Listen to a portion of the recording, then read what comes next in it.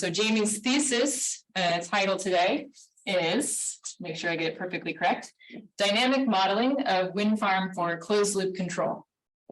So we are going to start with your presentation, 45 minutes, and then we'll move on to the examination after a short break. Before we move to the presentation, I need to ask if there's anyone here today who would like to ask Jamie questions for his defense. You have to ask now, or you won't have an opportunity after. So anyone here who would like to ask questions in addition to the examination committee and the supervisors? No? Okay. Lucky you. Yeah, we'll start with the PhD defense presentation. 45 minutes. I'll let you know when your 5 minutes are coming close, and then we'll have a little break after that. So take it away, Jamie. Thank you, Catherine.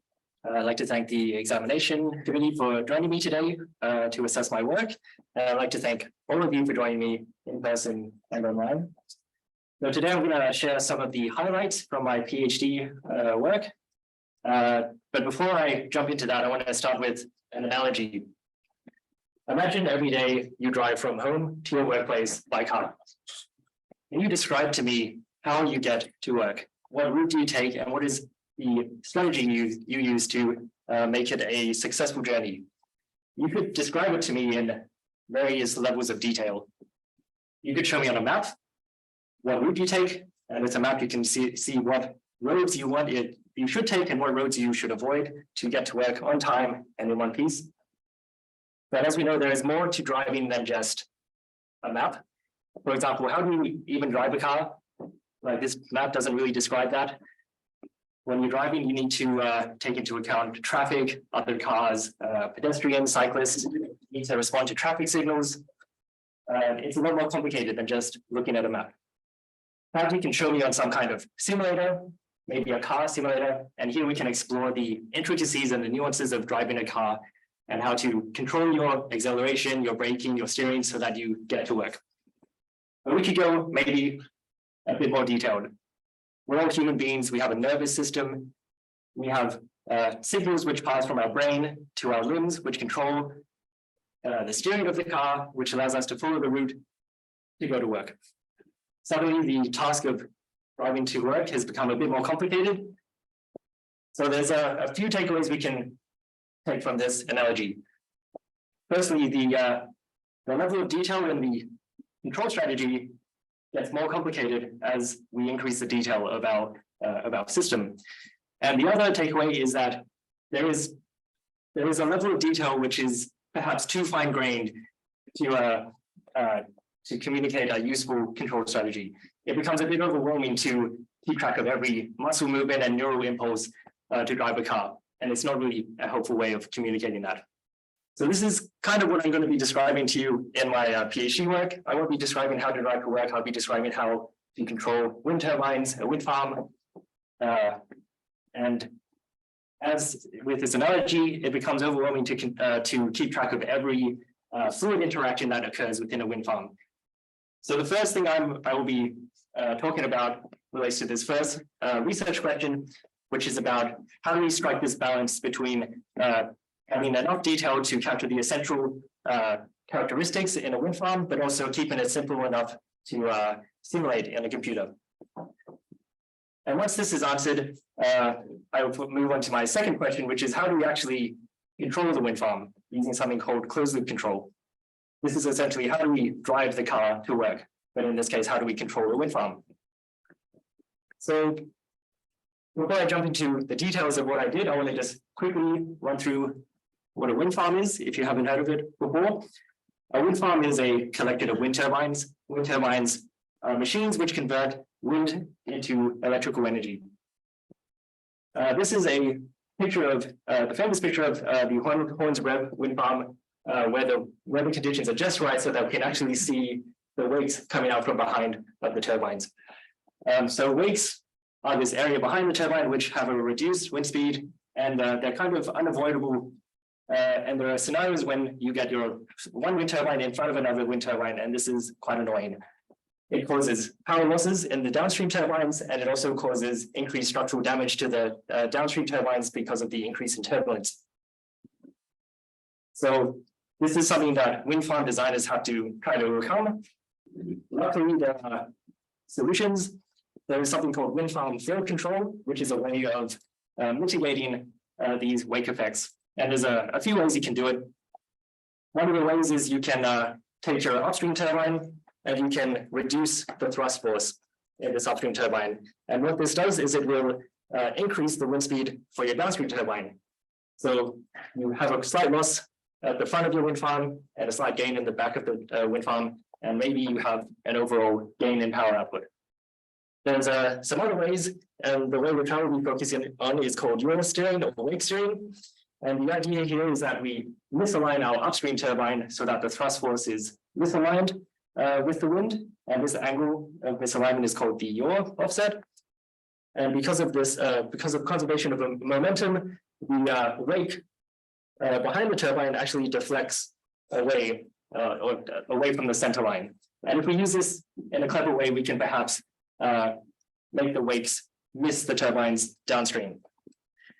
So using these strategies, it's been shown that there is potential for a power gain of up to 1 or 5% annually. However, conventional wind farms don't actually do this yet, or at least it's at a very early stage in its the technology.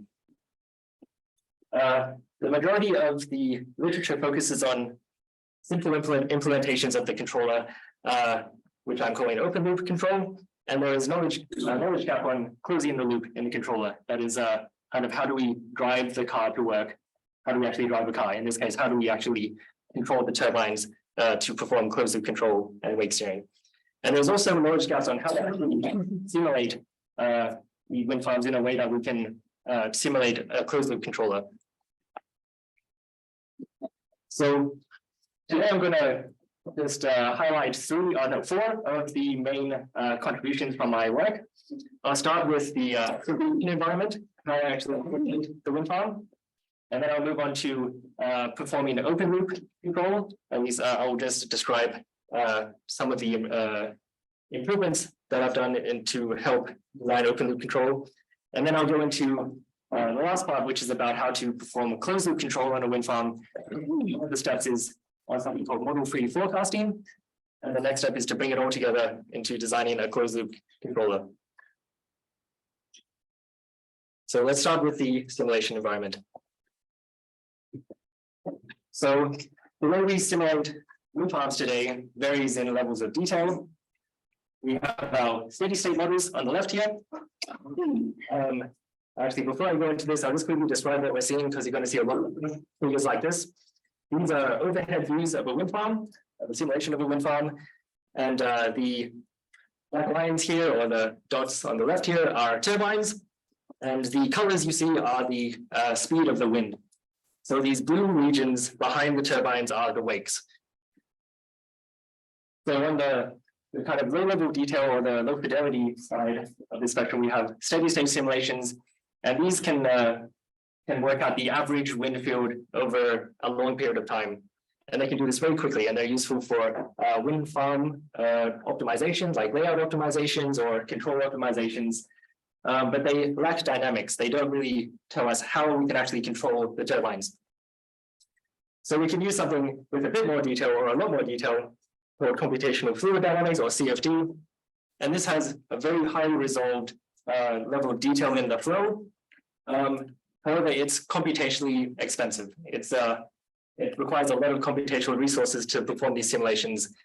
So I'd be happy to perhaps sacrifice a bit of the detail in the flow to have a faster simulation, but it may not be exactly correct. And this is the area that I am focusing on, the field of aeroelastic wind farm simulations. And at the time of starting my thesis, this was quite a not so mature genre of wind turbine or wind farm simulations. So one of the tasks for me was to kind of expand on this genre of wind farm simulations. And the way I did that is I developed a simulation framework called Hall2Farm, and this combines four key elements of a wind farm simulation. The first is the turbines, which I simulated using our in-house aeroelastic turbine solver called Hawk 2. The second component is the wakes, which we use a model called the dynamic wake meandering model. There is a wind field, a turbulent wind field. And once all of these three components are put together in a dynamic framework, it's quite easy to add the fourth element, which is a wind farm controller, a way to send control demands to a turbine to perform wind farm control. And this was combined into a framework for Hawk 2 farm. So now, and I'll quickly run through each of the first three of these points. The first is the turbine model.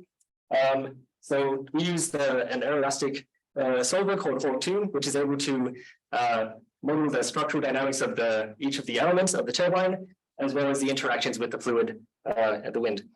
And the reason we do this is because we want to have information about what kind of loading each of the structural elements of the turbine face. And it turns out it's very important, this kind of detailed level of interactions with the fluid in order to estimate the power output of these turbines, and also to calculate the wakes that come out of the turbine. And here we see two examples of some of the dominant motions that can appear in the wind turbine. They are so dominant that they even have names. We have on the left, the collective flapwise mode, and on the right, a backward whirling flapwise mode. And these animations are highly exaggerated, but the effects of these is quite important when you're quantifying the structural damage on these turbines, and also the flexibility also actually affects the wake that comes out of the turbine. So it's important to capture these effects. The next element is the wake. The dynamic wake meandering model, which I use, consists of three main components.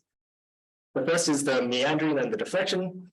Here we see some slices of the wake downstream of the turbine, and we can see that two things. We see that the wake, firstly, is deflected away from the center line. That's because the turbine is misaligned. This is the yaw steering that I was talking about. And we also see these shapes kind of moving left and right, and this is called meandering. It's a response to the large-scale turbulence in the wind. We also have the wake profile, which is the shape of these slices. It starts out like a quite deep mountain, and it slowly dissipates as it goes downstream. And finally, we have the rotor added turbulence, which is a bit hard to see, but it's this extra flickering of on top of these profiles. And this added turbulence is quite important in quantifying the structural loads in the downstream turbine. The shared wind field is modeled using a frozen turbulence box, and that just means we pre-generate a turbulent wind field like this one on the right, and we just push it through the wind farm. It just propagates through the wind farm. And this is quite simple. It doesn't evolve like in a CFD simulation. So this is one of the main simplifications of Hawk 2 farm, which I use. Most of these turbulence boxes are generated for single turbine simulations. At least that was how it was done in the past.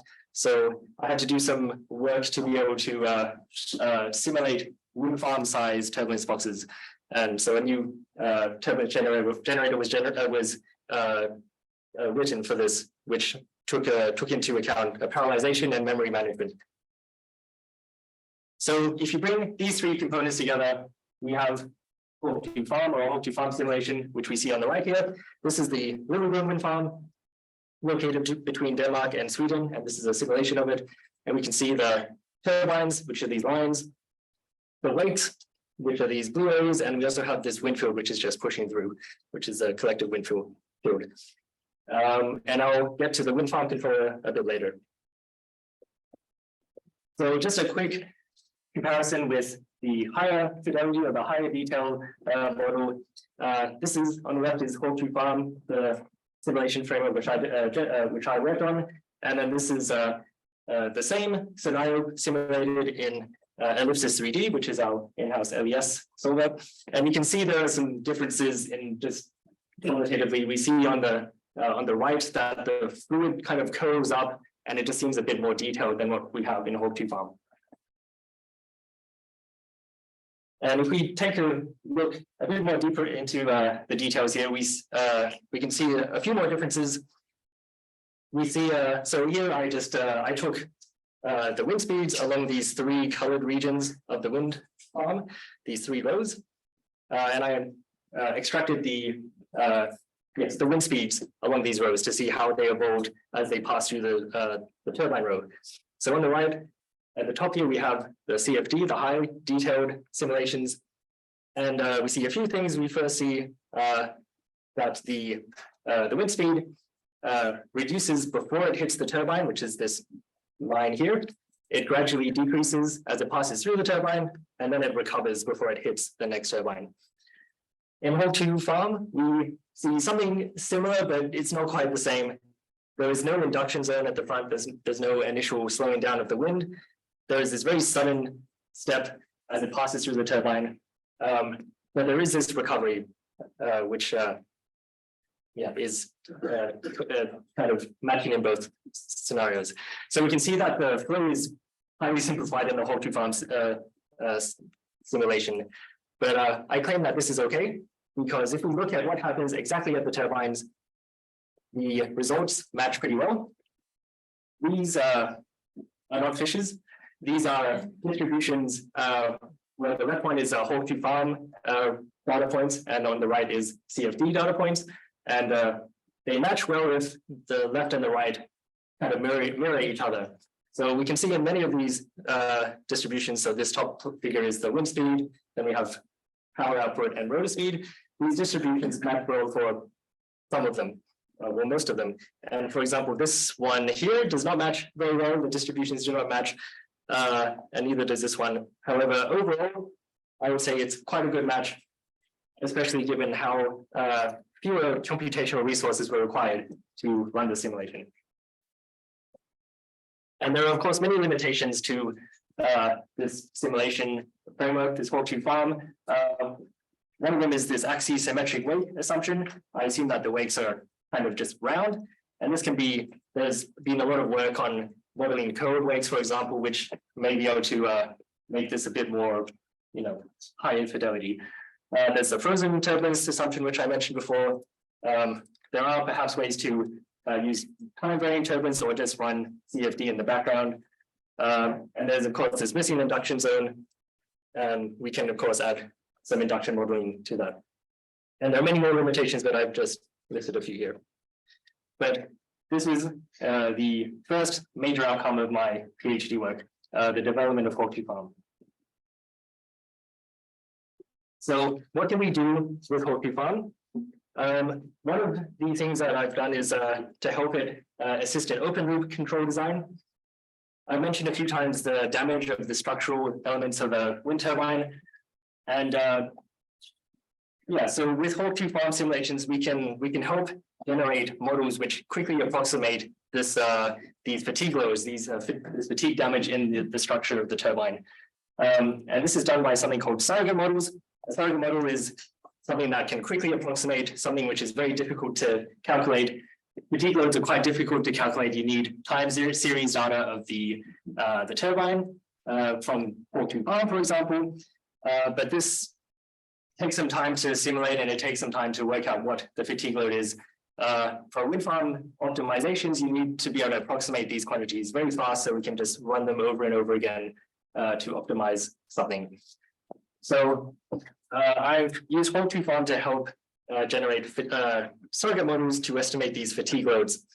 And one of the approaches to do this is to take the wind field in front of your turbine, which you can do quite easily in a simulation. And from this wind field, perhaps we can do some steps to estimate the fatigue loads. And the way I'm going to show it to you now is first doing a reduced order parameterization, which is just extracting the main characteristics of this large wind field. We do some mapping using perhaps a neural network, and then we can estimate what the fatigue loads are. So in order to do this, I first needed to create some data, and I could do that with Hall 2 farm. I ran 1,000 simulations of Hall 2 farm from various wind directions and wind speeds of the wind farm, and I collected the wind fields in front of each of the turbines over 10-minute periods, as well as the fatigue loads for each of the components of the turbines. And with this data set, I believe that I had a very good collection of all the types of wind fields that might be experienced in front of each of these turbines. We have, for example, cooling scenarios where there is a turbine directly in front of the turbine of interest. We also have cases where there's partial wake, where the wake is hitting just the side of the one of the turbines, could be the left or the right. There are even scenarios where there's a double wake, where we have two wakes hitting on both sides, and the turbines at the front will probably see no wake at all. And each of these different configurations of the wind field in front of the turbine have quite an important effect on the fatigue damage that is experienced in the turbine, like the components of the turbine. So in literature, we have used a much simpler way of estimating quantities using the wind field in front of the turbine. And that is to just reduce it to one single number, which is the rotor average wind speed. And we can also add, for example, the turbulence intensity on top of that. This is very easy to use. You just take your wind field and you take the average, and that's your rotor average wind speed. And this has turned out to be quite good at predicting the power output of a turbine, but it's not very good at calculating the heat loads, the damage equivalent loads of each of the components. And it also isn't a very good representation of the wind field. There's this high error, 13.8%, using this rotor average compared to using, say, the actual shape of the wind field. Whoops, that's too far. Oh, giving you a sneak peek. So I've used a different method, and that is to take the proper orthogonal decomposition of the wind field. And what that means is we decompose the wind field into several different modes, which can be added together linearly to recreate these wind fields. And we can see some of the shapes that you might use. The first one is actually the rotor average wind speed, but then we have more modes like we have like vertical shear, lateral shear, or weir, and we have different wake shapes. And if we add these all together, we can reconstruct this complicated wind field that might be seen in front of the turbine. This is also quite easy to use as it's linear. It's also very good at predicting power, but it's also very good at predicting damage equivalent loads, as I'll show. And we can also recreate what this wind field is in front of the turbine quite well. So yes, so just going back to this figure here, I showed you how to take the rotor wind field and then reduce it to these POD modes. And from these modes, we can map it to the fatigue loads using supervised learning. And we tried a few methods, but one of the methods that worked the best is a neural network to map between LPOD decomposition of the wind field and the fatigue loads.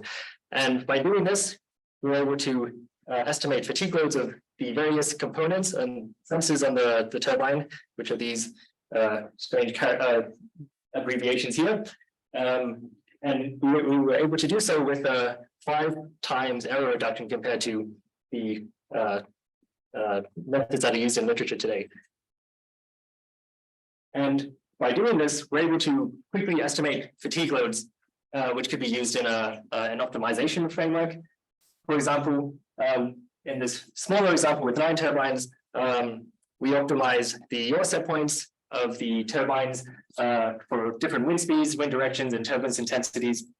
But we were able to do so while also constraining the fatigue loads as quickly estimated by the surrogate model.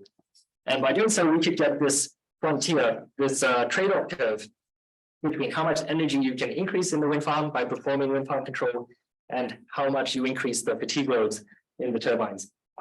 And this is quite useful for wind farm designers to choose this balance between how much they want to reduce the lifetime of these turbine assets and also increase the power output. So this is, this optimization is something called open loop control. It kind of is a low detailed version of the wind farm. But these open loop controllers, they lack dynamics. It's like the route to work. It doesn't tell you how to actually drive the car. So it doesn't have any dynamics in the definition of of the controller. It lacks adaptability. If something were to change, if one of the turbines were to shut off, for example, it wouldn't know how to adapt to that. We don't have that in our data set. And it also lacks this ability to perform error correction if there's a difference in our modeling. And when we apply it to an actual wind farm, there might be some differences. It doesn't really describe how to correct for these errors. So there are a few ways that we can adapt to this. And the main way is by introducing a closed loop control. And I'm going to show you these two next things: free mean forecasting, which helps us predict what will happen in the future just based on the data that we see. And also reinforcement learning, which helps us to continuously learn from our mistakes and yes, perform this kind of error correction. So this was one of the other main outcomes of my PhD work. So the next thing I want to talk about is called model-free forecasting. But before I do that, I just will quickly clarify open loop and closed loop control, as I brought it up a few times. So with open loop control, you can think of it as looking at your map and seeing your route, and then you work out what things you need to do to input into your car to get there. You perhaps, get out of your driveway, you drive straight for a few kilometers, turn left, etc. And then you remember what these actions are. Then you jump in your car, put a blindfold on, and then you execute these actions. And if everything goes to plan, you'll end up at work. I hope this isn't how people drive to work. Most people do something called closed loop control, which is driving with your eyes open. And that means that you continuously take in information from your surroundings. You keep an eye on the traffic around you, pedestrians, cyclists, and you react to these new inputs. So this is called closed loop control, and it uses feedback from the environment to make decisions of and to maintain the desired output, to stay on the road and not hit anyone. So this is essentially what I'm trying to do with wind farms using your control. And there are some difficulties with this. What are the set points that we put into our turbines or in our wind farm that will maximize our power output? And what is the response that will happen when I set these set points? We could use our models before, but this is difficult because they are continuously changing. I don't know if the models are correct. So for now, I'm going to keep it very general, and I'm going to assume I don't even know what the wind farm is doing, how the system will react, and I don't even know what set points I can choose. But what I do know is I can measure the output. I can measure the power output of my wind farm, and maybe I can use that to reconstruct what the system dynamics are. And this is essentially the model-free forecasting that I'm talking about. So the idea is that we take some measurements. Here are some time series, an example of some time series. We use these past observations to predict what happens in the future. And this isn't very easy, as measurements can be quite noisy. We need to be able to take our noisy measurement and divide it into the part which is deterministic, something that we can actually predict, and also ignore the noise, the stochastic part. This is probably my most abstract and complicated slide, but I'll do my best to describe it. If it doesn't make sense, just enjoy the colors. So this blob of data here is a data set, a time series data set. On the x-axis is the time, and this red line represents the point in time, a particular point in time where a measurement is made. And on the y-axis, we have many different channels, different time series.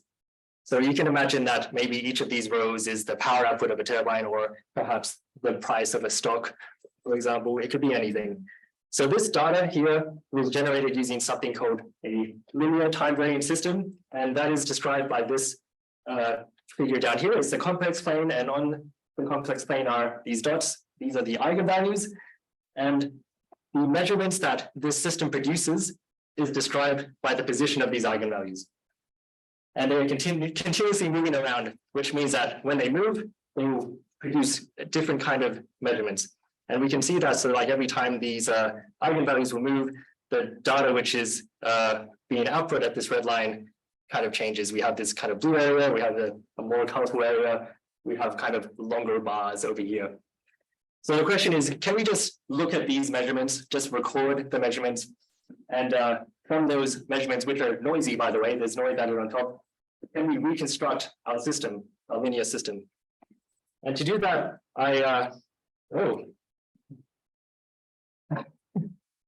in one moment. Oh my goodness. That's a shame because it was a really cool slide.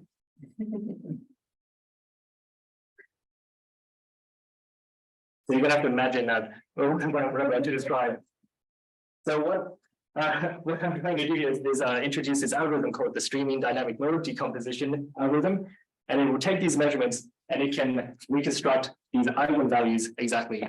And as the measurements change, the eigenvalues or the approximations of where these eigenvalues will start to follow the true eigenvalues, and it can reconstruct the eigenvalues exactly. So it's a way of reconstructing the dynamics of the system purely from the measurements, and there's no knowledge of what is happening in the model. It just looks at the measurements and works out what it's doing. So we can use perhaps this algorithm on an actual wind farm data. So I took some measurements from the Little wind farm, like the actual wind farm. These are real measurements that we see here, and these rows are the power output of each of the 48 turbines.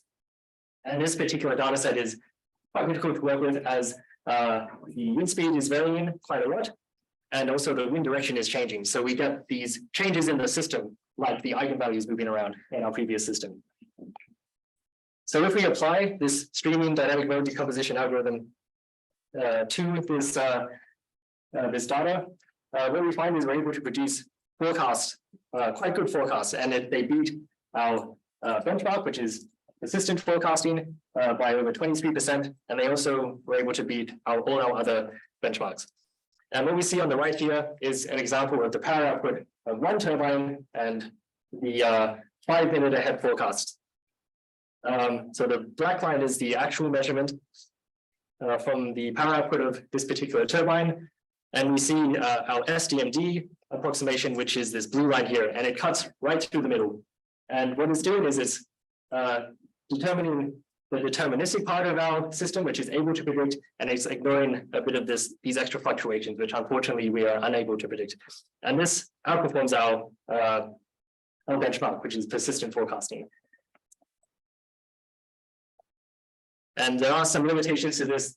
The main thing being that it uses a linear approximation, and it also has a limited short-term or long-term memory.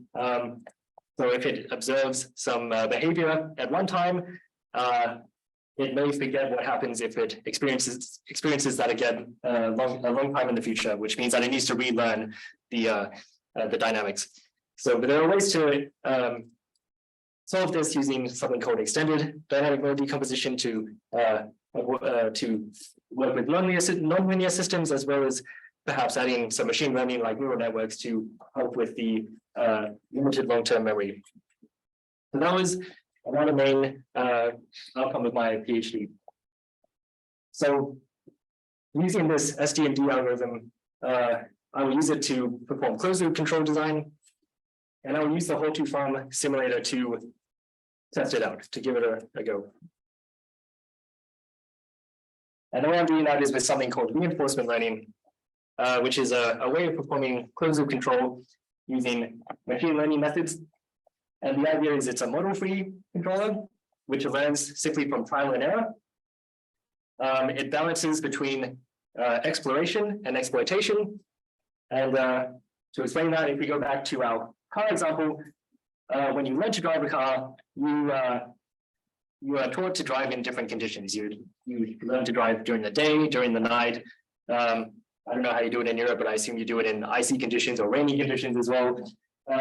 You explore the different dynamics of your car in these different scenarios. And this is you exploring how to control the car in these scenarios. And once you learn this, you exploit your knowledge every day as you drive to work or wherever you're going. So this is essentially what happens with reinforcement learning. You have to find this balance because you can't do both at the same time. You sometimes have to try new things, explore new ideas, and you can also exploit the knowledge that you have. So reinforcement learning, the idea is to continuously learn from the environment. And the agent, which is the thing which is doing the controlling, it interacts with the environment by performing actions, and it observes the reward.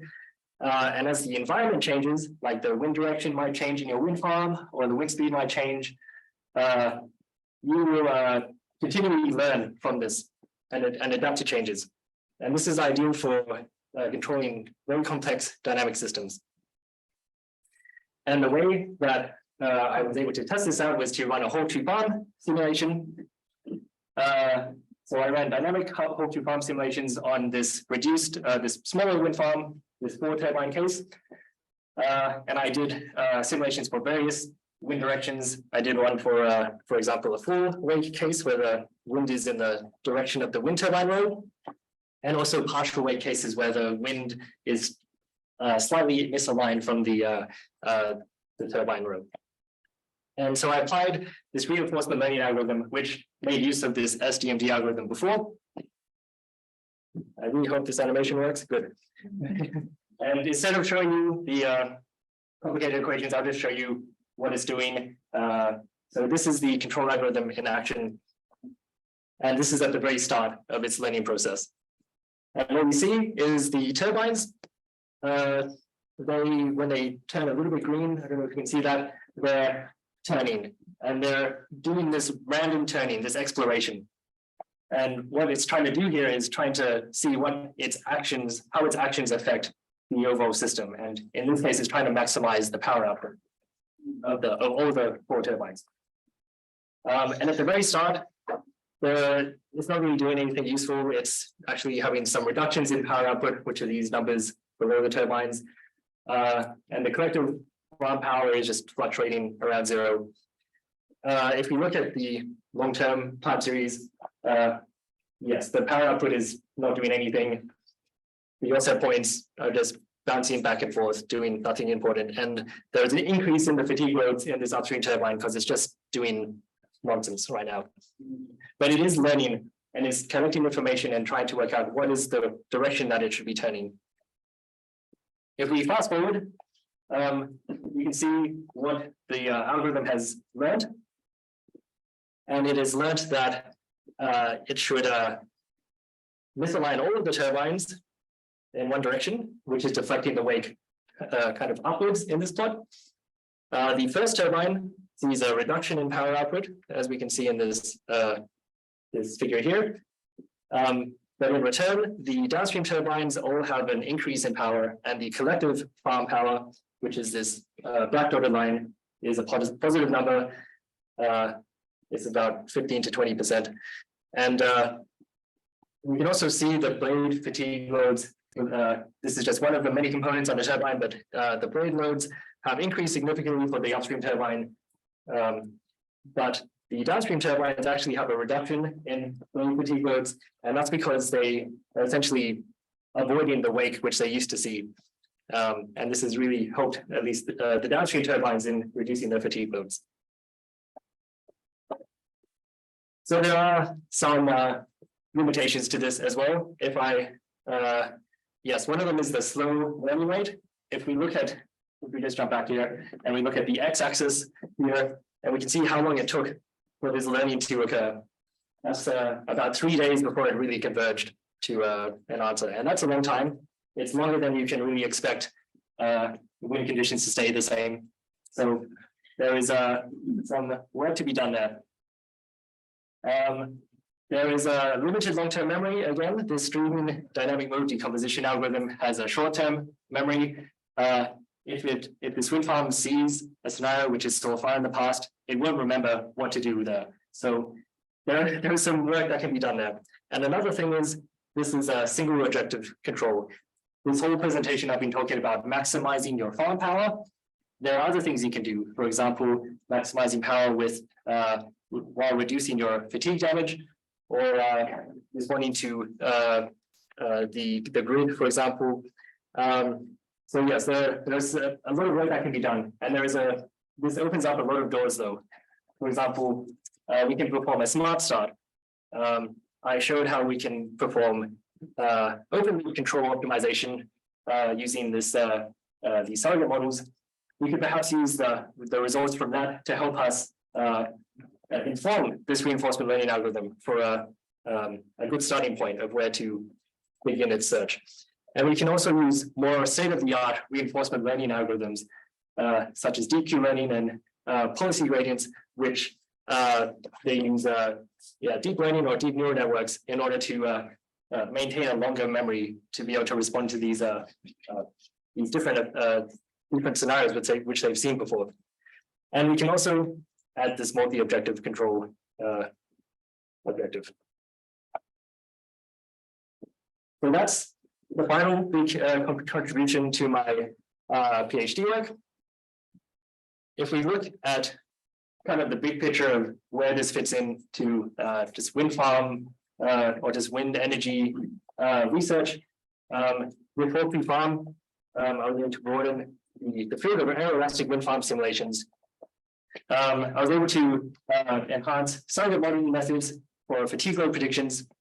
And also I was able to employ reinforcement learning-based control using the state-of-the-art wind farm simulation tool, Hawkley Farm. And these are all important steps in making the path to a green future a smooth ride for everyone. Thank you.